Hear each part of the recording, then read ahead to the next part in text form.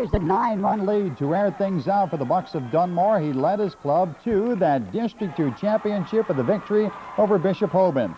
Benjamin went the 7-inning distance, gave up only 3 hits and struck out 11. Dunmore over Bishop Hoban 9-0, the AA District 2 champions.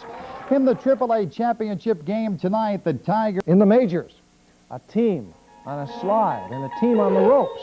The Phillies and the Mets on display in the highlight zone.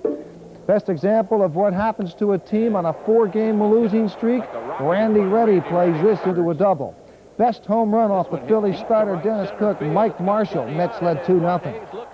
Best performance by a Met pitcher, Frank Viola, 4-0 the final. The Phillies have lost 5 straight.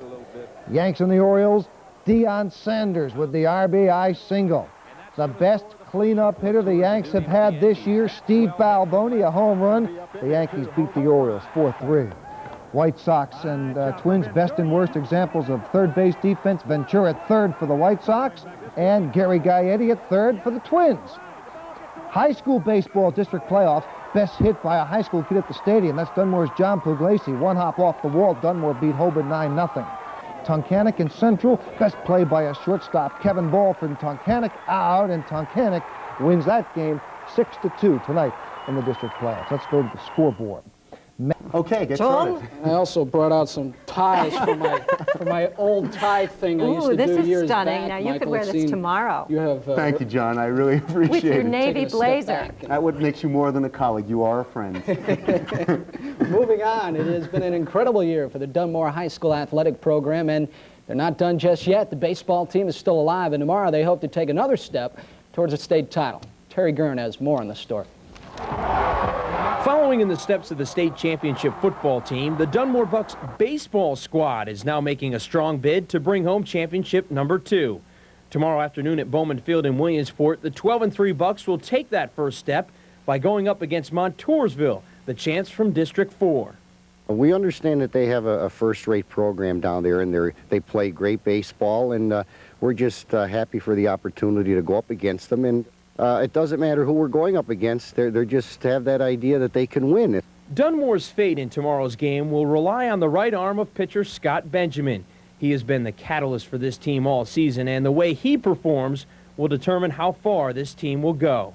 Scott Benjamin has been the right thing. Our hitting has not been very productive in terms of runs, and he has come out and held the teams down to below 1 earned run average, and just waiting for us to get those 2 or 3 runs that he needs. But that's been the whole strength of us. Just he is our key pitcher. So with a state championship in football and 2 very successful seasons in track and basketball, if this Dunmore Buck baseball team could bring home a state championship, that would put a definite exclamation point on a great season at Dunmore High School. With you at Dunmore, I'm Terry Gurn for News 22 Sports. And a footnote to tomorrow's Dunmore-Montoursville baseball game. Former Montoursville pitcher Mike Musina, who now pitches for Stanford University, was drafted in the first round of the amateur draft by the Baltimore Orioles today. Musina has been drafted before but has never signed. I think he will do it this time around. For a first-round draft pick, Mike throws a shutout at Dunmore. There he is, Williamsport and Downingtown. The best with the PIAA state playoffs getting underway at several different locations. The ultimate goal, a trip to the state finals. The scoreboard, AAA baseball, Easton come back to down Tunkhannock 3-2. AA baseball, Montoursville over Dunmore 8-0. AAA softball, Governor Mifflin 11, Crestwood 6. And to AA softball, Lewisburg over Mid-Valley 2-1. Now some brief action from those 4 games. In the AA baseball game this afternoon, Bowman Field in Williamsport, Montoursville built up the overwhelming lead and then rode it all the way to advance to further competition. Downing the Bucks of Dunmore, the final was 8-0.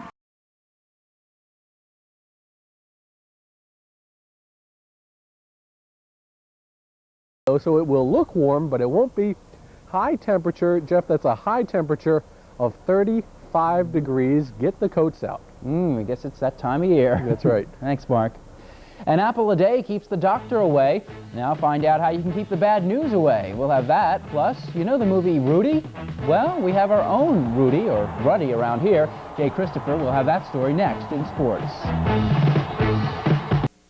Well, Jay, once again, a local sports hero, making us proud all over the country. This particular area is heavily endowed with a lot of talent, and tell the folks about one of them right now. Good afternoon, everybody.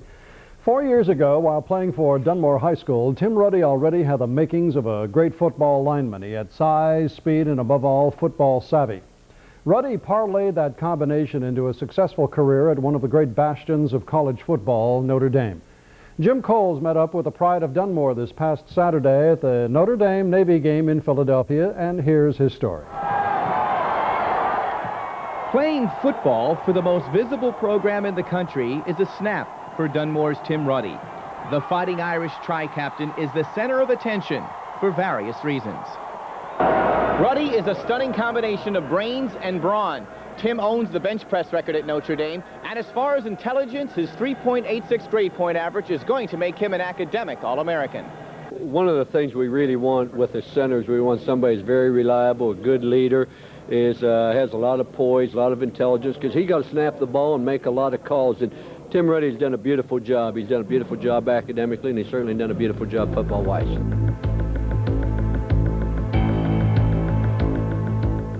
Ruddy's short-term goal is to lead Notre Dame to a national championship.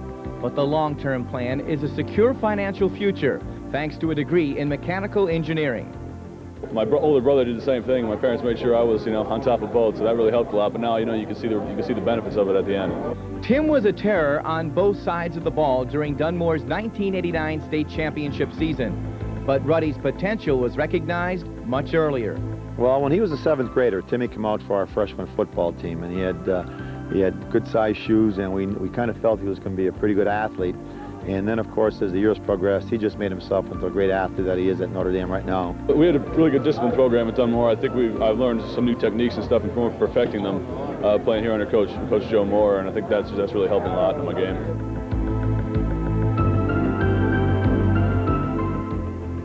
Tim's physical tools and intelligent moves make him one of the best in the business.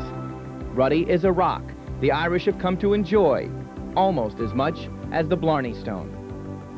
Jim Coles, Newswatch 16 Sports, Philadelphia. Thank you very much, Jim. Don't be surprised, Tim Ruddy is a prime candidate for the Outland Trophy to be awarded to college football's best interior lineman. That award will be coming out in December.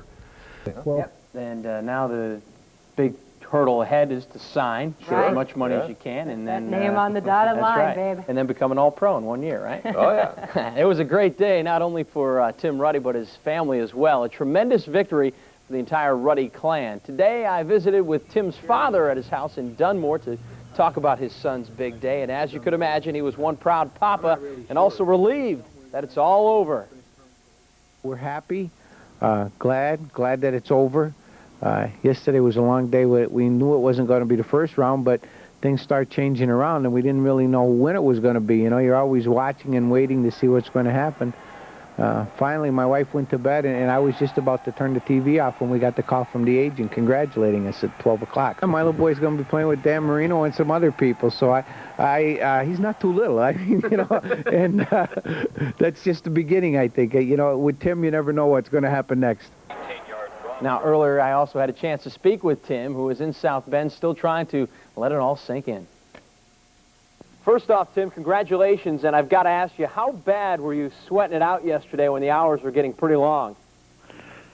Well, I didn't know. It was getting late there in the second round. I had talked to the Dolphins when they had an earlier pick in the second round, and they, were kind of deciding at the last minute, and they decided not to take me. And then I thought, well, I was going to have to sleep on it for the night, but it turned out that they got me at the last minute. Hey, what do you think about the prospects of snapping the ball to one of the greatest NFL quarterbacks in Dan Marino? I think it's going to be a great experience. He's undoubtedly one of the best leaders on the field and an unbelievable athlete. It's great to have a guy like that on your side. When do you think you'll come down from your cloud? Well, probably we have a mini camp this weekend, so probably definitely before then. We'll go down there and see everybody else that's already down there. Now, two other local players, Jake Kelchner of West Virginia. Heisman Trophy winner Charlie Ward, Bury quarterback Jake Kelster, and several Penn State players waiting for that once-in-a-lifetime call. Former Dunmore All-State center and Notre Dame All-American Tim Ruddy had to sweat the snail's pace of the draft late last night. His name was called as the last player taken in the second round by the Miami Dolphins. Ruddy was considered one of the top 3 centers in the NFL draft by expert Mel Kiper, was taken by an organization that should fit his game to a T. Tim Ruddy, drafted in the second round by the Miami Dolphins. Also, Jake Kelchner, the former Berwick star, was not selected today either. However, his fellow signal caller at West Virginia, Darren Studstill, was picked by the Dallas Cowboys in the 6th round. The last shall be first. That's what Tim Ruddy must be thinking tonight, as he was the last player chosen in the second round by the Miami Dolphins. They made the Notre Dame center their choice at about midnight Sunday. Now, earlier today, I had a chance to talk to Ruddy about his big day. First off, Tim, congratulations, and I've got to ask you, how bad were you sweating it out yesterday when the hours were getting pretty long? Well, I didn't know. It was getting late there in the second round. I had talked to the Dolphins when they had an earlier pick in the second round, and they, were kind of deciding at the last minute, and they decided not to take me. And then I thought, well, I was going to have to sleep on it for the night, but it turned out that they got me at the last minute. Hey, what do you think about the prospects of snapping the ball to one of the greatest NFL quarterbacks in Dan Marino? I think it's going to be a great experience. He's undoubtedly one of the best leaders on the field and an unbelievable athlete. It's great to have a guy like that on your side. When do you think you'll come down from your cloud? Well, probably we have a mini camp this weekend, so probably definitely before then. We'll go down there and see everybody else that's already down there. Great job by Mr. Ruddy. Really. Big boy. Good boy. Thanks, Darren. Coming up a little